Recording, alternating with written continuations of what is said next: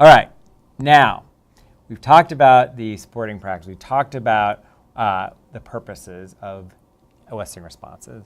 We've talked about how to match them to the learning outcome. Now we want to make sure we match them to student ability. And literally that's the objective, is learning how to match the method of eliciting responses to student ability. Let's think about this in terms of DBI framework. We've said already that we're focusing on explicit instruction principles because when we examined student progress, we found that they weren't making adequate progress. And we think that the reason is that we need to increase the amount of explicit instruction that we use. And often we do that because we notice in student behavior that they're not understanding what we're teaching. And so this is why it's really critical to make sure we match the questions to the learning outcome. Because, or to the student ability. Because basically, we found already that we haven't done that adequately enough. We're asking students questions that are too difficult, perhaps, and they're not able to answer them effectively. So we really want to hone in on the student, because we found the reason we're doing this is partly because students aren't getting it, because we're not being explicit enough. Part of the reason we're not being explicit enough is potentially because we're asking questions that aren't matched to student ability. So this is part of our checklist of things that when you go to design your lesson on explicit eliciting responses that you'll then execute in your classroom, you want to make sure it's matched to student ability. So let's talk about how that actually works in terms of what we want students to, what we want to do with relation to student ability. We want to think about where students are. What do they have they already cognitively processed, and that is sort of that we can use to build on that foundation, those strong skills they already have. We then want to think about what students know and what they're going to be learning, so we can sequence the questions in an order that students will get them right. Then finally, we want to make sure that we phrase our questions or give our instructions in a way that actually will make sense to students and not get answers we don't want. So there are a lot of mistakes we can make in that area, and we want to avoid those mistakes. So we want to think about, let's first talk about building on that foundation. So we have talked about, I've mentioned before, that we really want to focus sometimes on those lower level questions. But you know, people talk often about the fact that we need to get students to tops of Bloom's taxonomy. So certainly that is a goal. But I have a but here, because there's this really important quote I really like that helps me understand why it's important for us not simply to start at the top. So you can read it with me. Although higher order questions are superior, lower order questions, at least to some degree, do appear to serve the positive functions of, here we go, engaging students at high rates of responding, providing students with high rates of success, and increasing student achievement levels. In other words, we can build on the foundation. The ultimate goal is to ask the high-level questions, but it requires a solid foundation, and we need to establish that first. How does this fit into models of memory? Well, when you look at memory, an information processing model. So it's one way, it's one learning theory, is the idea that we process information using sort of a complex web of neural connections. And one critical idea is that students need to have a strong set of connections already in place that they can use to expand beyond those connections. In other words, if students don't know anything about a particular topic, their ability to answer complex questions about that topic is severely limited. So if you're going to teach a lesson on the First World War, and you're going to ask students to compare the First World War to some other war, they don't know anything yet about that First World War. That part of their network is so impoverished, is so limited, is so empty, nothing like all of this complex connection, that there's no way that they're going to be able to answer those questions. And so we want students to be successful in doing this. We need to use information that we've gotten from theories about this. So our memories are stored in neural networks that include all these things I've already said. And in order to build the network, we build new connections by creating these links between neurons that sort of magically connect. And well, it's not magic, it's chemistry, and biology, but they do connect. And when we do that, we can add new information. We build this new area. So when we ask the remembering questions, we're building up this part of the neural network, which will then allow us to have a solid base that we can use then to go on to ask those higher level questions. So that remembering question and the understanding level base is really critical to get to those higher levels. And as the quote says, and as data suggests, that does result in good student achievement. And particularly for students who have intensive intervention needs, this is really critical because often we find students with intensive needs do not understand things at the remembering level, which makes it virtually impossible for them to do those higher level thinking concepts. Despite that, teachers often ask them to do it. And we find often in co-taught classrooms or in general education teachers ask students to engage in complex activities that require students to go beyond their immediate understanding and pushes them in new directions. That isn't a bad thing for a lot of students, but for students who need intensive intervention, it's not going to be as helpful for them to be immersed in experiences that force them to expand their worldview unless they have the foundation in place. And that's where, in my experience and data suggests, that's often missing in classrooms, particularly when students work with general ed teachers who aren't as aware that that's a critical underpinning. So we want to get to the high level. We want to do all the same things, get students to answer complex problems, get students to think outside the box, and to go beyond understanding and remembering. But those pieces have to be in place first. So I apologize for the extended soapbox there. But you can see I care passionately about this because we often find that teachers ask too hard a question and it results in students not being effective. So let me talk specifically about that level of correct responses. So one really useful thing for you to do in your own teaching is to think about how frequently students are getting the answers right. And one thing that data have shown is that it is effective if students during the I do and we do parts of the lesson, during your model and during your guided practice. An 80% correct response rate is effective for getting students to understand the content, be prepared for independent practice. When we get to independent practice, critical is a 90 to 95% level of correct responses. Students should be well prepared. For example, when we designed the quizzes for you in these modules, we wanted them to be quizzes on which you'd be successful. We didn't ask sort of super simple questions, but we did ask you questions we thought you would be able to answer because you had gone through the content with us. We want you to have a high level of success because we're basically asking you to do the things that we're asking you to apply and sort of show your understanding of the things we've already taught you. So we want to have that high level of correct responses for you, but especially for our students. And often we find that that's not the case. Studies have shown, and this is scary to me, and it should be scary to you too, that some studies show correct response rates lower than 10%. And it might be mystifying to you, but I can tell you, having started off my teaching career as a teacher who really wanted to push students, I did sometimes ask students questions in ways that I did get lower than adequate response rates because I was engaged in trying to push the students further. And they get an answer to a question right, and I think to myself, I should make it harder. This is too easy because they're getting the answers right. I didn't realize at the time that 4 out of 5 times, because that's 80%, 4 out of 5 times, students should get the answer right. And if I'm not getting 4 out of 5 correct responses, then I'm making it too hard. And what's going to happen? Engagement is going to decline. Students aren't going to be cognitively processing. Their heads won't be in the game with me during this because they're going to feel confused. And the result will be lower achievement.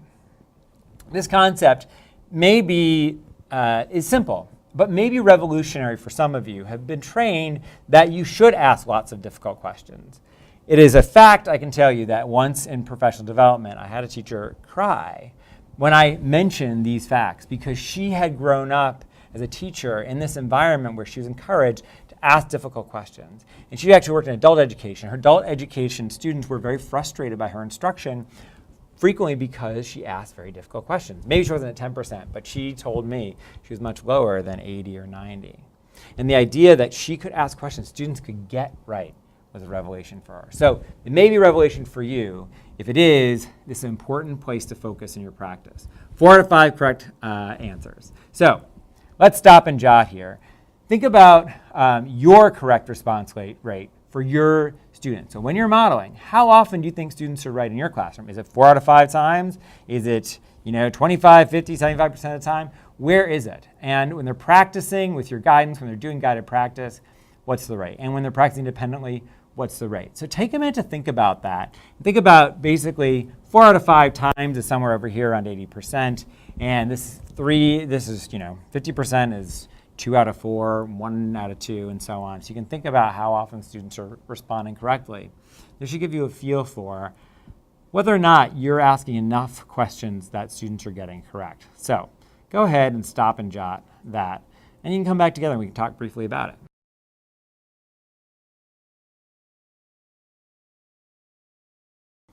So when I said we could talk briefly about it, I'm just basically saying I can talk about it and you can listen, or really I don't have much to say except that I want you to think about comparing this to this and thinking about, if you aren't up at these levels, changing your practice to get students there.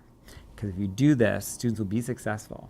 And later you can ask the hard questions that maybe students won't get right, those higher level questions that will be tricky and challenging. But if you've already laid the foundation, they have lots of correct answers to base that on, then putting those tricky situations won't feel as daunting for them. So hopefully you gave some answers to that. The second part of matching student ability is sequencing the questions appropriately. So why is this an important piece? It's important because we often find that teachers ask questions students cannot answer. And I'm sure many of you have had the experience of asking a question and realizing, having asked a question, that students are not prepared to answer the question. And you think to yourself, oh my gosh. And you sort of like, imagine in your head, okay, I hope that someone can give me something I can work with. And the reason you ask this of yourself, and if you haven't done that, I don't believe you, because all of us have been in the situation where we ask the question that was way too difficult. So why do we ask these very challenging questions that we realize after asking them students can't answer? One reason is that basically we want to build these higher level skills. And so we think that we ought to just get to those higher level skills, and we ask these hard questions because we don't think sometimes we ought to be asking those remembering questions, those understanding level questions, and because that's not building critical thinking. As you've already said, it can build critical thinking. So for a moment, I want you to pause and think. Again, why is it that it's okay to ask lots of lower level questions even if we want to build critical thinking skills? So pause on that and think to yourself, why is that okay?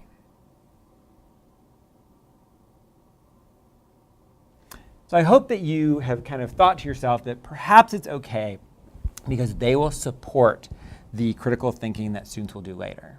You might even have mentioned the fact that it will take many more, probably, understanding and remembering questions for students to build that foundation that allow them to get to the top. But also don't forget, Bloom's taxonomy is a triangle, and there are fewer questions at the top because they require so much foundational skill. So what this often results in is something that I consider really problematic, and I see so often in instruction, particularly for new teachers, but I have done it myself as an established teacher, and I've seen many of my colleagues do it. Asking students whether they know what you're about to teach. And I understand the goal here often when we ask students whether they know what we're about to teach, the goal is to sort of activate their prior knowledge. But what I always say is, if you have to ask students what you're about to teach, you might as well not be teaching the lesson, because if they know that already, why would you teach the lesson to begin with? So that's not actually activating prior knowledge. You're actually asking students to do the lesson for you. Moreover, if you get one student to tell you what you're about to teach, that doesn't say anything about the rest of the class. So don't do it. Don't ask students if they know what you're about to teach, because often the following things happen.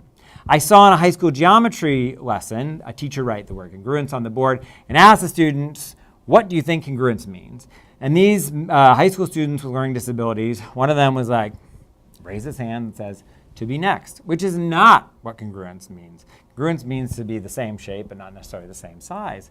And this is not what congruence means. It might be somehow related, but it's definitely not what that word means. In a middle school mathematics class, the teacher wrote the following problem on the board. This is multiplying fractions, right? So this is 2 times 1 and 3 times 2. Teacher puts this on the board, and the student actually asks students, teacher asks the students, what are we going to do? And I don't know why she asked that question. Student says, oh, I know what we're going to do. And the teacher says, okay. Student says, we're going to cross multiply, which is not right. Cross multiplying occurs when you have an equal sign in the middle and you want to change it that way. This is not the correct answer. And the student's giving us the wrong answer because the student thinks they understand based on prior knowledge. The teacher is teaching something new. So why ask what we're going to do? Don't ask what we're going to do. If you have to Ask the students that question, if you can ask students that question, why would you teach the lesson? You're teaching the lesson because you think they don't know it. So don't ask what you're about to teach, okay? And you can build on that foundation. So I want to sort of bring this into a slightly different realm now to think about this in a slightly different way. And I'm going to bring in behavior here, which you'll often think about further in other parts of this course if you take all the parts of it. But we can talk about here high P requests. And high P requests are things that students are very likely to do. The P is probability, high P requests. And so I want you to listen to Kathleen Lanes, professor at the University of Kansas, who can give you an understanding why it is so effective to ask students questions that they're likely to get right from the beginning. So I'm going to pause here. You can listen to Dr. Lane. I'll jump off the screen, come back together, and we can talk briefly about that. What you're trying to do in high P request is typically like you would ask the child to do 3 things that they're very likely to do. Okay, take out your piece of paper. Great job. Go ahead and write your name in the upper corner. Nice work. I see you got that done. Go ahead and mark an X on the first box. And then you deliver a request that they're less likely to do. And basically the goal is if I'm building momentum, I ask, they respond, I ask, they respond, I ask, I respond. Now I'm going to ask you something you're less likely to do. You're more likely to do it. And I remember the first time I ever tried this when I was a middle school teacher. I had this child who was extremely difficult, and he was just very non-compliant because he had such splinter skills. He missed a tremendous amount of school. So he didn't want to start any activity because he assumed that every activity was going to be difficult for him. So this one day, I'm like, could you come on up here? And he said yes, and he came forward. So that's one. Then I said, would you mind passing these out to everybody? And he passed out the papers to everybody. I'm like, thanks so much for doing that. And then I said, do you mind putting these extra copies on my desk? And he complied. And then I said, okay, go ahead and start the first 3 problems. And he sat down and started right away. Normally, he would have engaged me in an argument about having to start. But he right away went and started the first 3 problems. And then he looked up at me. He knew. He said, you tricked me into doing this. I'm like, you're capable of doing it. It's fine. The upside of doing something like high P or differential reinforcement, you're not delivering any aversives. It's a positive experience. So it's a way of getting the kids to comply and demonstrate behaviors that you want in a very respectful way. Okay, third part, phrasing purposefully.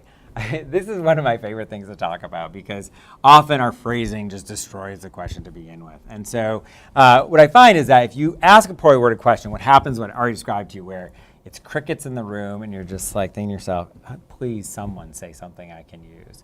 So students won't respond how you want. They'll give you some random answer you don't actually want from the students, or they won't respond at all. And either way, the question hasn't been phrased purposefully, so you're not getting what you want. Second, by contrast, you phrase the question effectively, students will respond in ways you expect, and that's exactly what we want to have happen. Another thing I want to really encourage you to not do anymore, and I'm going to say not do anymore because we all do this, including myself. I'm sure if you watch the videos again, you can find plenty of examples where I do the same thing. But asking rhetorical questions. It's a really problematic thing to do because if you ask a question like, any questions, what are students going to say? Any student is going to say no. Well, most students are. And I can tell you from experience that this is true. I've taken very complex classes. Even as a professor, I sometimes audit classes in other departments. And there have been times when I do not understand what's going on. And the professor will ask any questions, and I do not say a thing because I don't want to be the one to say anything. And also in a classroom situation in, let's say, middle school or high school, there might be some peer pressure not to be the one to extend the lesson by answering the question, any questions, with a yes. Another one is, does that make sense? And this is a really interesting one because you can see the attempt here is to get students to say, no, it doesn't make sense. But what, in fact, are students likely to say? They're going to say yes. Yeah, sure, it makes sense. Because you're not asking them to actually do anything. And so this is a really serious problem when we're talking about instruction because if we ask these rhetorical questions, we're going to get the wrong kind of answers. I want to encourage you to stop using these rhetorical questions in your practice, because I guarantee you do it at least sometimes. Instead of asking these questions, ask questions that require students to show their understanding. At whatever level is the level of the objective, I'm imagining Bloom's taxonomy as I sort of push my hand down the page here. Ask the questions that are appropriate for the objective, but ask questions that students are required to answer in a thoughtful way, not where they can simply give this one-word response. Also, if one kid says that makes sense, then you don't know whether the rest of the students, it makes sense to the rest of the students, because only one student gave you an answer. So you cannot depend on the does that make sense in any questions, rhetorical questions. Please don't do that. So now to give you a chance to think about matching student abilities. In this context, in a minute you're going to watch me on a video, well, it's just me, same shirt, just no jacket, teaching a history lesson about World War I. The students in this lesson have already showed they understand the different German countries and the governments for World War I. The goal here, the learning outcomes for students to explain how Archduke Franz Ferdinand and Kaiser Wilhelm impacted the start of the First World War. What I want you to look for here is the types of questions that I am asking students based on what I think students know already, and to see how well I'm matching the questions to what student ability is. So go ahead and watch the video and then we'll come back together. Okay, so today we're going to talk about the causes of World War I. What is it? That's right, World War I. Before there was World War II, World War I was called the Great War. What was it called? That's right, the Great War. The Great War was started by the assassination of Archduke Franz Ferdinand. By the assassination of who? Archduke Franz Ferdinand, that's right. And he was from Austria-Hungary, and that was very important. So he was assassinated. What happened as a result? You got it. Started the what? The Great War. You got it. The real cause, though, was Kaiser Wilhelm II, who was Kaiser, which means king. What does Kaiser mean? King, you got it, that's right. And the Kaiser was this guy right here, Kaiser Wilhelm II. And he was from where? Everyone say this. Germany/Prussia, you got it. And the goal that Kaiser Wilhelm II had was to capture, and it's right down here, Alsace-Lorraine. Capture what? Alsace-Lorraine, that's right. And to get more land for Germany, which was originally part of France. So who did the land belong to before? That's right, it was France, and he wanted it for Germany. So what I'd like you to do right now is turn to your partner and explain. What was the cause people say was the cause of World War I, or the Great War, and what was the actual cause of World War I? So talk with your partner now, and we'll come back together. Okay, so I want you to start by taking a minute to think about what was the cause of the Great War. The Great War is also known now today as World War I. So I want you to write a reflection about what you think was the cause of World War I. And in a minute, when you're finished writing that reflection, we'll come back together and we'll talk about it. So go ahead and do that now. Okay, now that you've written a reflection, I would like to sort of have a few folks share what they thought was the cause of World War I based on their prior experience. So some folks, can you tell me your thoughts about World War I? Okay, those are some good ideas. Not all of them are quite right, so let me explain to you what happened in World War I. So what happened in World War I was that Archduke Franz Ferdinand of Austria-Hungary was assassinated. This is him right here. This is Austria-Hungary. He was assassinated, and that was what started World War I, or at least that's what people say started World War I. In reality, World War I was started by this guy right here, Kaiser Wilhelm II, from Germany, Prussia. He started World War I, or the Great War, because he wanted to get more control of land that he could use to grow the size of the state of Germany or Prussia. Okay, so now go ahead and write in your notebook what the cause of World War I really was. Okay, so let's reflect on how I did that lesson. So in the first example, you saw me introduce World War I by having students respond very frequently to a series of prompts. So throughout the lesson, I asked them, I would say something to them, and then I would tell them to repeat it. And we did that repeatedly throughout the description of both the Archduke and of Kaiser Wilhelm. And then you saw me at the end, once I summarized, I had the students talk with a partner about what they had learned from the lesson that I did. So I think in that case, it was well matched to what I assumed student ability was. I didn't know they knew about Archduke Franz Ferdinand or Kaiser Wilhelm, because we talked about European countries and their governments before. We had not yet talked about the different rulers and so on. So that was new information. It was important to make sure that students could respond that way to me, especially these names are foreign names. It's helpful to do that anyway. The second example, you saw me start, number one, by asking students to write what they knew about World War I. And as you can see, the video implied, the students didn't have a lot of correct answers because I didn't actually know what they knew about World War I. I hadn't talked with them about it before, and so I'm sort of expecting them to know things I never said to them. And then I went on to just describe this whole piece about Archduke Franz Ferdinand and Kaiser Wilhelm without giving students any questions whatsoever, which is also not matched student ability because presumably students aren't ready for me to just lecture in that way. And finally, my final piece was then to have them write about it, and they had to summarize everything that I talked about in their writing. All of that is problematic. The only thing I'll say was a virtue of the second demonstration was that because I spoke all together, it did have some sort of continuity and coherence, but that was the only virtue. And the problem was that I didn't have a way to get students to respond continuously to make sure they were staying with me. So it wasn't really matched well to student ability. So that's my reflection on that video. So now let's look at a curriculum example, and this is actually from a teacher lesson plan where a teacher was wanting students to identify the properties of a bar graph. After the class builds a bar graph, the teacher asks the following question. So the first question the teacher asks is, what do you notice here? Now take a look at this bar graph, and you can see here the different months and so on. What you notice here is a really poor question because it's not linked to student ability whatsoever. I don't actually know what students noticed or anything like that. I'm just sort of guessing students can give me some information that might be useful. It's not really matched to their ability. I don't actually know what they know, especially because my goal here is to identify the properties of a bar graph. I'm not getting to that. I'm just asking them what they notice. Second question, do you notice any groups larger than the others? This isn't really matched to student ability, not for the same reason, though. Think about the answer to this question. What is the answer to that question? The answer to that question is yes, unless every bar graph is exactly the same height. So it doesn't actually make sense to ask that question. It's not matched student ability because it's really sort of just a strange question that anyone could answer with a yes or no question. Do you notice the largest group? Again, yes, we could say we can notice the larger group here. That's not getting at the objective, and presumably this is a third grade class we're talking about here. And in this lesson, students are most likely going to notice the largest group. So that one isn't very good either. And then what else? And what else is sort of like, that's not matched student ability at all. We don't even know, it's not even a question anyway.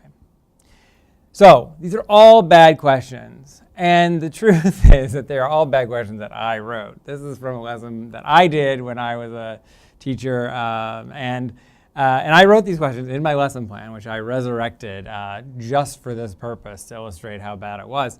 And you can see here that my questions were not going to relate to student ability because I asked questions that are either vague, like the first and the last, or that weren't reflective of what students would know previously or what I want them to get out of the lesson. I'm just sort of asking these general questions that aren't helpful and maybe have really simple or strange answers. So for that reason, that's not a good example. So instead, what would you have done? Remember that the goal here, and I'll just flip back to this second, is to have the students identify the properties of a bar graph. So what are some questions you might have asked or instructions you might have given to students to elicit responses that match their abilities in this lesson? So go ahead and write 3 more questions or instructions, and then let's come back together. We'll talk about some ideas that we might have to do that.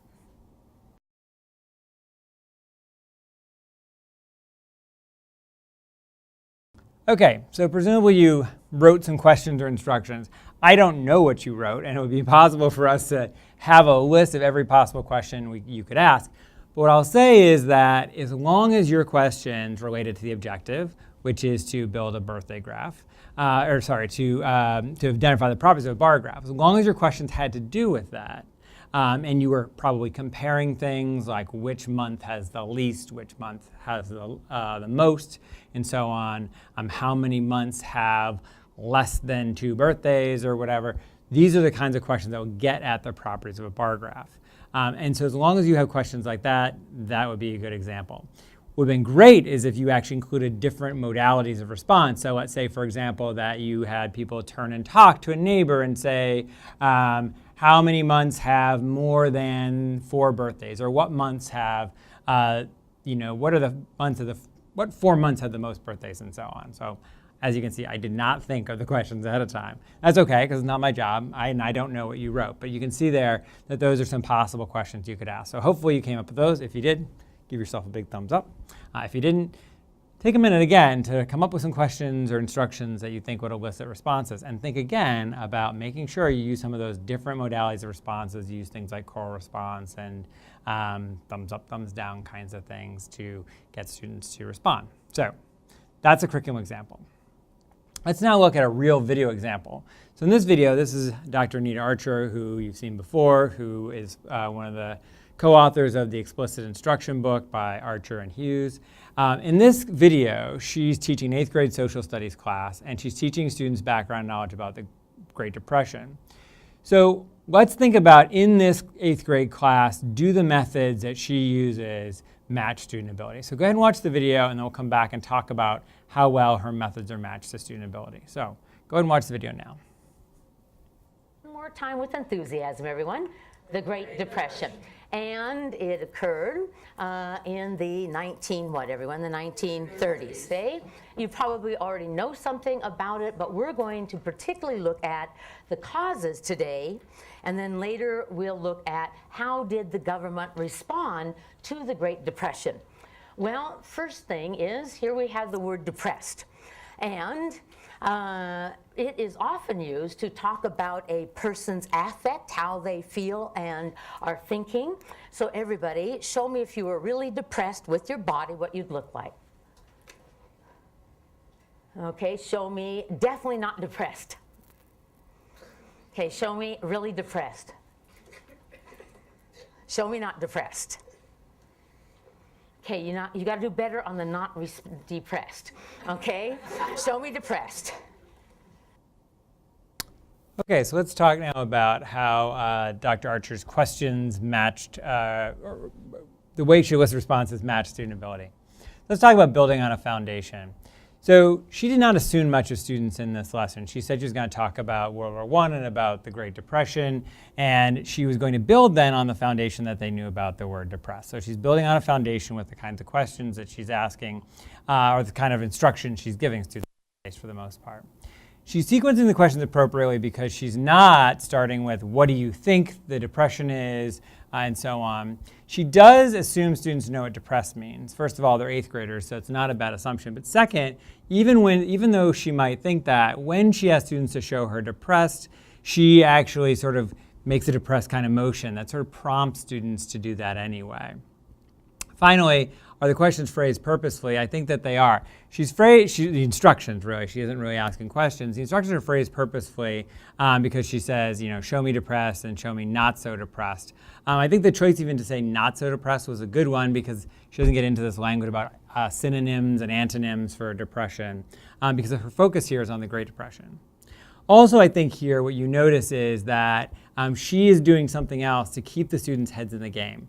She wants students to stay with her, and she wants to do that by injecting a little bit of humor into the lesson. So that was actually purposeful, I think, as well, to phrase them in that way, to sort of get the students on her side so that the rest of the lesson would go well. And still, it has an instructional objective, not just a fun objective, but it's going to get students engaged in the lesson even more. And as you can tell from the laughter in the room, it probably worked. So that was a good example of matching the ways of listening responses to student ability. Okay, now that we've talked all about matching questions and instructions to student ability, now you have an opportunity to do some online work with that. You have an opportunity to do some partner work, and there's going to be a quiz for you to complete. So let's talk about the partner work. For the partner work, you're going to watch a 3rd grade video of a math lesson, and you work with a partner to analyze the video lesson to decide if the methods the teacher uses match student ability. And then use the questions in your workbook to decide whether or not that's the case. For this lesson, here's the learning outcome. Students will be able to identify place value for ones, tens, and hundreds. There's going to be a link here, but there's also going to be the video right here for you to watch as well. So go ahead and watch this video and think about these questions. Again, look in your workbook for that part. And then you'll have a chance to think more about it. Okay, go ahead. Now, last week we worked on some basic math skills. Fatima, eyes up here. Thank you. And you guys were all so good. Do you remember last Thursday how we just flew through those worksheets and we ran out of stuff to do? If you have one number, what place is that in? Jada?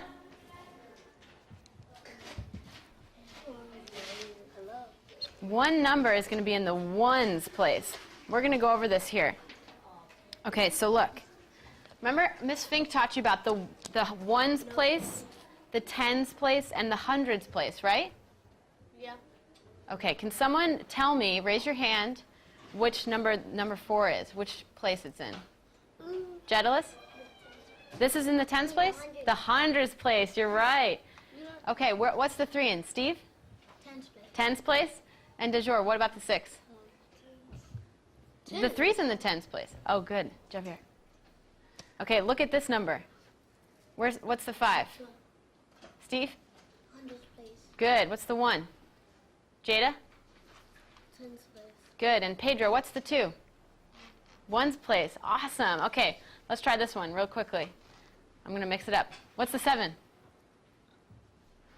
Fatima, you look confused. Ooh.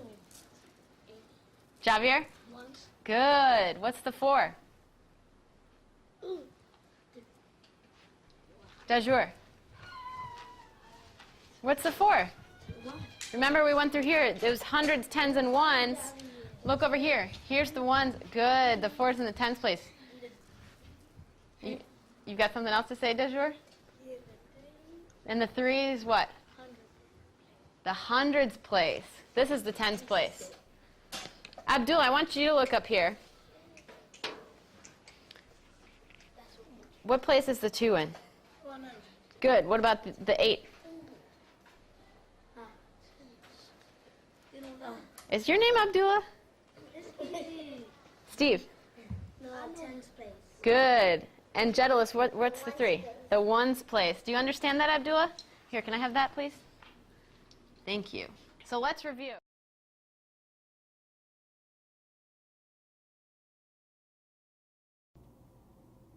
Okay, now you have a chance to do what? A quiz. Yeah. So for this quiz, you're going to have a chance to see if you understood the content of this, whether you understand how to match the questions to student ability. Hope that it'll give you some good ways to think about and process the content we've been learning. So go ahead and do that, and I'll tell you what I think the answers are. Since we came up with these, we mostly think we know, but not always. So go ahead and do this, and we'll come back together, and I'll share with you some thoughts I have.